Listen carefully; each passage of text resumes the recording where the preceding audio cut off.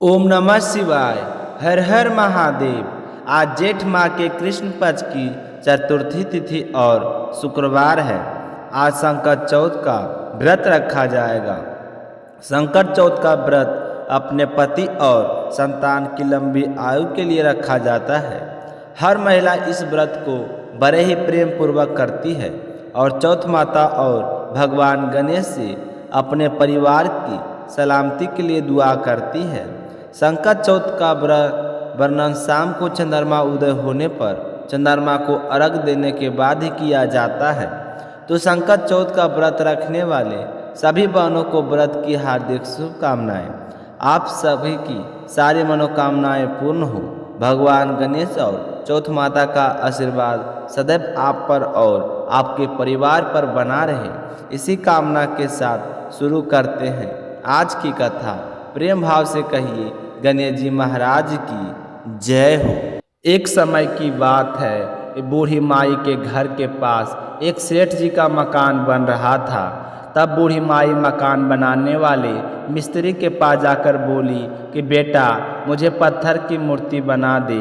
मैं गणेश जी की पूजा करती हूँ, मिट्टी का गणेश जी बनाती हूँ, पानी लगते ही वह तो गल जाता है।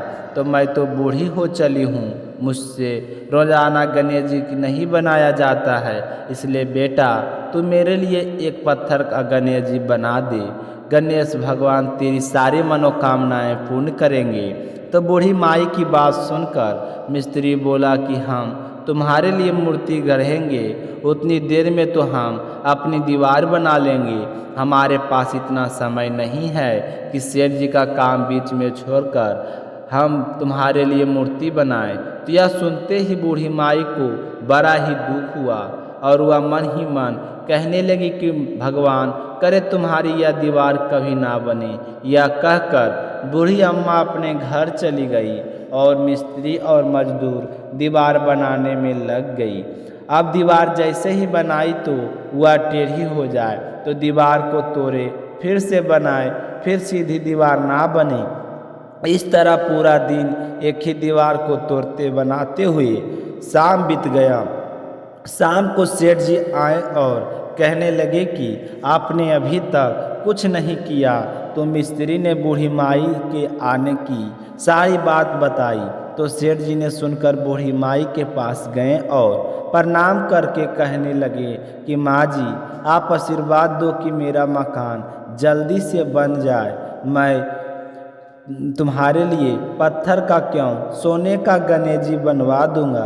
तो यह सुनकर बूढ़ी माई बहुत ही प्रसन्न हुई और उसने सेठ जी को आशीर्वाद दिया कि बेटा, बिना कोई विघ्न के तेरा मकान जल्दी से पूरा हो जाएगा।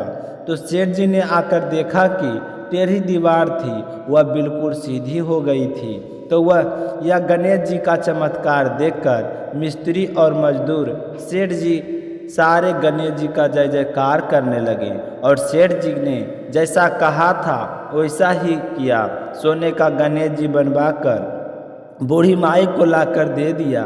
तो यह देखकर बूढ़ी अम्मा बहुत ही प्रसन्न हुई और सेठ जी के ढेरों दुआएं देने लगी। उसी दिन से सेठ जी भी गणेश जी की का पक्का भक्त बन गया और रोजाना सबसे पहले उठकर स्नान करता, फिर गणेश जी की पूजा करके अन्य कोई काम किया करता था। तो गणेश जी की आशीर्वाद से सेठ जी दिन चुगनी रात चौगुनी तरक्की करने लगे। बोलिए गणेश जी भगवान की जय हो। अब अपने सुनते हैं चौथ माता की कहानी। बोलिए चौथ माता की जय हो। बोलिए गणेश जी भगवान की जय हो। यह सतयुग की बात है कि राजा हरिश्चंद्र का राज था और उनके राज में एक कुम्हार आता था। वह घड़े बनाने और बेचने का काम किया करता था, पर अचानक से आवा कच्चा रहना शुरू हो गया। उसके घड़े पकते नहीं थे तो वह गरीब कुम्हार बेचारा बहुत ही परेशान होता था। मेहनत मजदूरी करके मिट्टी लाता और फिर घड़े बनाकर आवा में पकने के लिए रख देता, पर निकालते तो वह घड़े कच्चे ही निकल जाते। उसकी वजह से वह काफ़ी दुखी रहने लगा। एक दिन वह गांव के मंदिर में गया और वहाँ पर एक पुजारी जी बैठे थे। उन्हें प्रणाम करके अपनी समस्या बताई। तो कुम्हार की बात सुनकर पुजारी जी कहने लगे कि आपको कोई दोष नहीं है। अगर कोई छोटे बच्चे की बलि तुम दे दो तो वह समस्या दूर हो जाएगी। तो यह सुनकर कुम्हार वहाँ से आ गया और रास्ते में सोच रहा था कि मैं आवे में देने के लिए किसका बच्चा लेकर आऊं। किसी का बच्चा आवे में देकर मारना ठीक होगा, पर अगर मैंने कोई बच्चे की बलि नहीं दी तो मेरी तो जीविका ही बंद हो जाएगी। मैं अपने परिवार का पेट कैसे पालूंगा। वह उसे उदेर बूंद में आ रहा था, तभी सामने से एक नन्हा सा बालक आता हुआ दिखाई दिया। तो वह कुम्हार उसे चुपचाप पकड़कर घर ले गया और घरों की आवे में बीच में बैठा दिया। उस बालक के पास गणेश जी की मूर्ति थी। वह मूर्ति को लेकर ही वहाँ पर बैठ गया और उधर पीछे से लड़के की माँ उसे ढूंढ ढूंढ कर परेशान थी कि ना जाने आज मेरा बेटा कहाँ चला गया है। उस दिन संकट चौथ का व्रत था। वह पूजा करने की तैयारी कर रही थी तो काफ़ी देर ढूंढने के बाद वह नहीं मिला। वह परेशान हो गई और अपने घर के मंदिर में प्रार्थना करने के लिए गई तो वहाँ पर गणेश जी की मूर्ति नहीं थी। तो यह देखकर और भी ज़्यादा परेशान हो गई। उसे यह सब सुगंध लगा। वह अपने मन ही मन गणेश जी का भगवान को याद करके अपने बेटे को सकुशल होने की कामना करने लगी। सुबह से शाम हो गई पर उसका बेटा नहीं आया। वह बेचारी बड़ी ही परेशान थी। शाम को चंद्रमा उदय होने पर उन्होंने अर्घ दिया और बिना भोजन किए ही सो गई। दूसरे दिन सुबह जब कुम्हार ने देखा तो आवे तो एक ही रात में पक चुकी थी। उसने घड़े निकालने शुरू कर दिए तो सारे के सारे घड़े सोने और चांदी के थे। तो यह देखकर कुम्हार बड़ा ही हैरान हो रहा था। तभी अंदर से आवाज़ आई कि बाबा घड़े को ध्यान से निकालना, कहीं मुझे चोट ना लग जाए।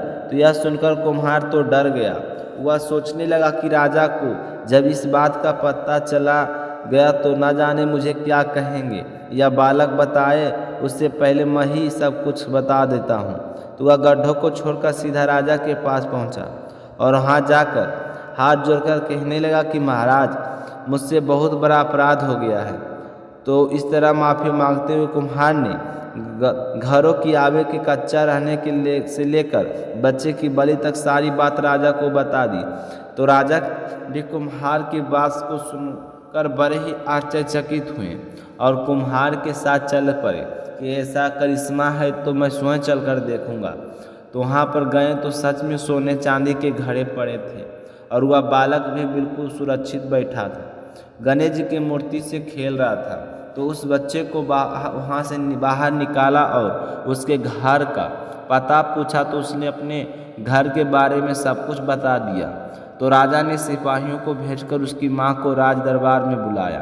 तो जैसे ही राजा के सिपाही उसके घर गए तो वह तो बेचारी डर गई। मन ही मन गणेश जी को याद करने लगी कि हे गणेश जी भगवान, मुझे कोई अनहोनी देखने को ना मिले। अगर ऐसा है तो इसी समय मेरे प्राण छूट जाए। तो इसी तरह डरते डरते वह सिपाहियों के साथ राज दरबार में पहुंची। तो वहाँ अपने बेटे को सकुशल देखकर वह बहुत ही खुश हुई और भागकर अपने बेटे को गले से लगा लिया। तो यह देखकर राजा ने पूछा कि क्या बात है, तुम कौन से भगवान की पूजा करती हो जो तुम्हारे कुम्हार ने आग की आव में तुम्हारे बच्चे को डाल दिया फिर भी जिंदा निकल आया। तो उसकी माँ हाथ जोड़कर राजा को प्रणाम करके कहने लगी कि राजन, मैं कुछ नहीं करती हूँ, यह तो सब चौथ माता का चमत्कार है। यह कहते हुए उसने संकट चौथ महिमा का वर्णन किया, जिसे सुनकर राजा भी बड़े प्रभावित हुए और माँ बेटे को इनाम स्वरूप खूब सारा धन देकर विदा किया। फिर पूरी नगरी में ऐलान करवाया कि हर महिला अपनी संतान और परिवार के सुख सौभाग्य की और लंबी आयु के लिए व्रत रखे। और उसी दिन से रानी और नगर की सारी महिलाएं संकट चौथ का व्रत करने लगी। कहते हैं कि तभी से महिलाएं अपनी संतान की लंबी आयु और उज्जवल भविष्य के लिए संकट चौथ का व्रत करती है। हे चौथ माता, जिस तरह आपने उस लड़के की रक्षा की उसी तरह हमारे बच्चों की भी रक्षा करना और उन्हें हर मुसीबत से बचाए रखना। बोलिए चौथ माता की जय हो। बोलिए गणेश जी भगवान की जय हो। अब अपने सुनते हैं भगवान देव नारायण की कथा का आगे का अध्याय, तो प्रेम भाव से सुनते रहिए। बोलिए श्री हरि विष्णु भगवान के अनंत स्वरूपों की जय हो। शेषनाग की शिकायत करने पर भगवान श्री हरि विष्णु बगरावतों को श्राप देने के लिए देवलोक से पृथ्वी लोक पर साधु का भेष धारण करके बगरावतों के गांव गोठा में प्रवेश करते हैं, जहां साढ़ू माता अपने महल में पूर्ण नग्न अवस्था में स्नान कर रही होती है और सारे बगरावत गौएं चराने के लिए जंगल में गए होते हैं। तो साधु का भेष धारण किए भगवान विष्णु साढ़ू माता के द्वार पर जाते हैं और भिक्षा के लिए आवाज़ लगाते हैं। तो साढ़ू माता की दासी भिक्षा लेकर बाहर आती है, तो साधु बाबा के रूप में आए विष्णु भगवान भिक्षा लेने से मना कर देते हैं। कहते हैं कि मैं दासी भिक्षा नहीं लेता हूँ, अगर तुम्हारी मालकिन अब जिस अवस्था में है उसी अवस्था में आकर मुझे भिक्षा देती है तो ही मैं भिक्षा ग्रहण करूँगा, अन्यथा शराब देकर चला जाऊँगा। तो साधु बाबा की बात सुनकर दासी घबराई हुई अंदर आती है और साधु माता को सारी बात बताती है। तो सारी दासी की बात सुनकर साधु माता सोचती है कि यह साधु कोई जरूर पहुंचा हुआ है। अगर मैंने इनका कहना नहीं माना और इन्हें भिक्षा नहीं दी तो कहे अनुसार अवश्य वह शराब देकर रंगी। तो साधु माता नहाना बीच में ही छोड़कर निवस्त्र अवस्था में ही दान देकर साधु महाराज के देने के लिए चली आती है। भगवान देखते हैं कि जैसा कहा था वे तो उसी अवस्था में चली आ रही है। साधु माता एक दिव्य शक्ति होती है, उसके सतीत्व के प्रभाव से उसके सर के जो बाल होते हैं वह इतने लंबे हो जाते हैं कि उनके बालों से सारा शरीर ढक जाता है। तो साधु माता साधु बाबा को प्रणाम करके दान देती है। तो साधु भेष में धारण किए हुए भगवान कहते हैं कि मैं तुमसे बहुत ही प्रसन्न हूँ, तुम कोई भी एक वरदान मांगो, मैं तो तुम्हें शराब देने के लिए यहाँ आया था, मगर तुम्हारे विश्वास से मैं बहुत ही प्रसन्न हूँ। तो साधु माता भगवान से कहती है कि हे महाराज, मेरे कोई संतान नहीं है और औरत की इच्छा होती है कि वह माँ बनकर संतान का सुख प्राप्त करे। तो अपने केशों की झोली फैलाकर कहती है कि हे साधु बाबा, मेरी खाली झोली को भर दो। तो भगवान कहते हैं कि तथास्तु। और फिर साधु बाबा कहते हैं कि साधु माता, अगर तुम अपनी कोख बताती है तो मैं तेरे गर्भ से जन्म लेता, लेकिन तुमने तो झोली फैलाई है, इसलिए मैं तुम्हारी झोली में ही अवतार लूँगा। तो साधु माता पूछने लगती है कि साधु बाबा हुआ कैसे। तो साधु बाबा अपने असली रूप में आकर साधु माता को अपने दर्शन दे देते हैं और कहते हैं कि जब भी तुम पर कोई विपदा आए तो तुम सुबह सुक्र के दिन को टालकर सुबह ब्रह्म मुहूर्त में नहा धोकर सच्चे मन से मेरा ध्यान करना, मैं स्वयं तुम्हारी झोली में जन्म लूँगा। सबसे पहले पानी बहकर आएगा, उसमें कमल के फूल खिलेंगे और फिर उन्हीं फूलों में से एक फूल के अंदर मेरा अवतार होगा। यह कहकर भगवान श्री हरि विष्णु अंतर्ध्यान हो जाते हैं और साधु माता बहुत ही खुश होती है, खुशी खुशी अंदर चली जाती है और भगवान विष्णु वापस जाकर शेषनाग से कहते हैं कि मैं तो साधु माता को शराब देने के लिए गया था, लेकिन मैं उसकी भक्ति देखकर बहुत ही प्रसन्न हूँ और उसकी भक्ति से प्रसन्न होकर उन्हें वरदान दे बैठा। अब मैं कुछ नहीं कर सकता। तो शेषनाग कुपित हो जाते हैं और कहते हैं कि भगवान अपने न्याय नहीं किया है, ऐसा करके आपने बिल्कुल भी सही नहीं किया। तो विष्णु भगवान कहते हैं कि तुम निराश होने की कोई आवश्यकता नहीं, तुम चलो, मैं तुम्हें लेकर शक्ति दुर्गा के पास जाता हूँ, शायद वह ही कुछ कर सकती है। तो भगवान विष्णु और शेषनाग दुर्गा के पास चले जाते हैं, वहाँ जाकर अपनी सारी बात बताते हैं। उन दोनों की बात सुनकर माँ दुर्गा कहती है कि बगरावत तो मेरे दोस्त बड़े सेवक हैं, मेरी पूरी निष्ठा से पूजा करते हैं, मैं उन्हें शराब कैसे दे सकती हूँ, मगर आपके लिए कुछ ना कुछ तो कुछ करना ही होगा। आप यहाँ तक आए हैं तो आपका मान भी मुझे रखना होगा। यह कहते हुए दुर्गा शेषनाग को कहती है कि मैं तुम्हें वचन देती हूँ कि मैं सारे बगड़ों को नष्ट कर दूंगी। तो दुर्गा माता का वचन सुनकर शेषनाग बहुत ही प्रसन्न होते हैं और दुर्गा माता सोचने लगती है कि मैंने वचन तो दे दिया पर इसे पूरा कैसे करूँगी। इस तरह विचार करते हुए दुर्गा माता भुवाल राजा के यहाँ अवतार लेने का निश्चय करती है। तो एक समय भुवाल राजा जंगल में शिकार खेलने के लिए जाते हैं। तभी वहाँ एक पालने में शिशु कन्या मिलती है। इतनी सुंदर कन्या को देखकर राजा बहुत ही खुश होते हैं और वहीं बैठकर उसके माँ बाप का इंतजार करने लगते हैं। सुबह से शाम हो जाती है लेकिन उसे लेने के लिए वहाँ पर कोई नहीं आता। तो राजा सोचने लगते हैं कि रात गहरा रही है और इस कन्या का लेने के लिए कोई भी नहीं आया और इस वन में मैं इसे अकेला तो नहीं छोड़ सकता। ऐसा करता हूँ कि अपने साथ ले जाऊँगा। जैसे ही पता चलाएगा इसका माँ बाप कौन है तो मैं उन्हें सौंप दूँगा।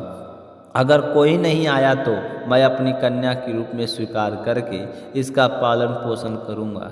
तो राजा बड़े ही खुश होते हुए उस कन्या को अपने घर ले आते हैं और उस कन्या का नाम रखते हैं जयमंती।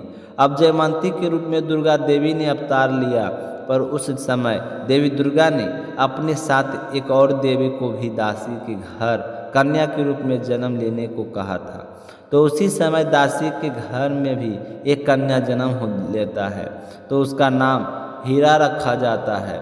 भुवाल राजा के कोई संतान नहीं थी और जयमंती को लेने के लिए कोई नहीं आया था। तो भुवाल राजा बहुत ही खुश हुए और सोचने लगे कि शायद इस कन्या को भगवान मेरे लिए ही भेजा है और आज से यह मेरी ही बेटी है। राजकुमारी की तरह इसका पालन पोषण होगा, हर खुशी इसे दूंगा जिसकी वह हकदार है। अब वह कन्या राजा भुवाल के यहाँ पलने बढ़ने लगी। हीरा और जयमंती दोनों साथ साथ ही बड़ी हुई और दोनों सखियों की तरह रहती। हीरा हमेशा राजकुमारी जयमंती की सेवा में लगी रहती थी। तो एक दिन राजकुमारी जयमंती और हीरा दासी नृत्य करने लगती है तो उनके पाँव में धम धम से सारा महल हिलने लग जाता है, क्योंकि वह दोनों देवीय शक्ति होती है। तो इस तरह महल को हिलता हुआ देखकर राजा पूछते हैं कि यह क्या हो रहा है। तो पता चलता है कि जयमंती और हीरा नृत्य कर रही है। तो राजा सोचते हैं कि अब मेरी बेटी बड़ी हो गई है, मुझे इसके विवाह के लिए अब मेरी बेटी बड़ी हो गई, इसके लिए विवाह के लिए योग वर की तलाश करनी चाहिए। तो ऐसा निश्चय करके ब्राह्मणों को बुलाते हैं। ब्राह्मणों के आने पर राजा उनको रुपया और नारियल का शगुन देकर कहते हैं कि मेरी राजकुमारी के लायक कोई सुयोग प्रतापी और सुंदर राजकुमार जब आपको मिले तो उसे यह शगुन दे देना और राजकुमारी का रिश्ता तय करना। तो राजा की बात सुनकर ब्राह्मण वह रुपया और नारियल लेकर चले जाते हैं। लेकिन जब इस बात का पता राजकुमारी जयमंती को लगता है कि पिताजी ब्राह्मणों के हाथ में मेरी शादी का शगुन भेज रहे हैं, तो वह चुपके से ब्राह्मणों को अपने पास बुलाती है और उनकी खूब अवगत करती है और फिर कहती है कि हे ब्राह्मण देव, आप मेरी शादी का शगुन ऐसे घर में जाकर देना जहाँ एक बाप के 24 बेटे हो और दूसरे नंबर के बेटे का नाम सवाई भोज हो। उसी के यहाँ जाकर मेरा लगन तय करना। और फिर एक कपड़ा उठाकर उसके ऊपर सुबाई भोज का चित्र बना देती है और कहती है कि अगर आपने कहीं और जाकर मेरा रिश्ता तय किया तो मैं आपको जिंदा नहीं छोड़ूंगी, आपको सबको मरवा दूंगी। तो राजकुमारी जयमंती इस तरह का व्यवहार देखकर सारे ब्राह्मण हैरान हो जाते हैं और सोचते हैं कि महल से बाहर ही नहीं निकलने वाली जयमंती ने सवाई जय सिंह का चित्र कैसे बनाया। इसे क्या पता है कि कहीं पर एक बाप के 24 बेटे हैं और दूसरे बेटे का नाम सवाई भोज है। पर वे तो राजकुमारी के भय से कुछ नहीं बोली और कहने लगे कि राजकुमारी ही जी जैसा तुम कहोगी वैसा ही होगा। ऐसा कहकर ब्राह्मण देवता वहाँ से चलने लगे। उनको जाते समय जयमंती ने काफ़ी रुपया और पैसा दिया और कहा कि अगर आपको मेरा सही काम ढंग से किया तो आपको रुपया पैसों की कोई कमी नहीं रहेगी और अगर नहीं किया तो आपको पता है तो ब्राह्मण रुपये पैसों को देखकर बहुत ही खुश होते हैं और वहाँ से चले जाते हैं। फिर ब्राह्मण सारी दुनिया में घूम फिर कर थक जाते हैं, लेकिन उन्हें जयमंती द्वारा बताया हुआ वर नहीं मिलता। घूमते घूमते उनकी हालत इतनी दयनीय हो जाती है कि उनके कपड़े फट जाते हैं, दाढ़ी बढ़ जाती है और उनकी हालत भिखारियों से बढ़कर हो जाते हैं। तो इस तरह थके हारे घूमते घूमते आखिरकार वह ब्राह्मण गोटा में जा पहुंचा। वहाँ उन्हें पनिहारियाँ मिलती है। उनकी हालत देखकर वह ज़ोर ज़ोर से हंसने लगती है, क्योंकि उनके कपड़े फटे थे और भूखे प्यासे बेहाल थे, दाढ़ी बड़ी हुई थी। तो पनिहारियाँ उनसे पूछती है कि आप लोगों को क्या दुख है जो इतने परेशान हैं। तो ब्राह्मण कहते हैं कि हे देवियों, हमें एक ऐसे कुल का तलाश है जहाँ एक बाप के 24 बेटे हो। यह कहकर सवाई भोज का चित्र दिखाते हैं और कहते हैं कि उनके दूसरे नंबर के बेटे का चित्र है। तो पनिहारियाँ कहती है कि बस इतनी सी बात, यह तो हमारे गांव की है। तो पनिहारियाँ की बात सुनकर ब्राह्मणों के चेहरे पर रौनक आ जाती है। तो वे पनिहारियाँ ब्राह्मणों को अपने साथ लेकर बगरावतों के घर छोड़ देती है। तो बगरावतों उनकी खूब भगत करते हैं, नए कपड़े खाना पीना देते हैं। ब्राह्मण संबाई भोज को राजा बुआल द्वारा दिया हुआ सगुन है का टीका नारियल देते हैं। तो सवाई भोज कहते हैं कि हमारे सभी भाइयों में एक दो रानियां हैं, अब हम इस सगुन को स्वीकार करके क्या करेंगे, और फिर हम तो एक ग्वाले हैं, पशुधन पालते हैं, गौओं की चराते हैं। तो एक राजकुमारी के यहाँ पर विवाह होना शोभा नहीं देता है। तो आगे क्या हुआ, इस कथा को कल आगे का कथा में हम सुनेंगे। तो आज का वीडियो यहीं पर समाप्त करते हैं। आप सभी श्रोता को कहानी सुनकर कैसा लगा कमेंट करके ज़रूर बताइएगा। साथ ही शीला भक्ति स्टोरी चैनल को सब्सक्राइब नहीं किए हैं तो चैनल को सब्सक्राइब जरूर कीजिएगा। मिलते हैं अगली वीडियो में, तब तक अपना ख्याल रखिएगा। जय श्री कृष्णा, राधे राधे।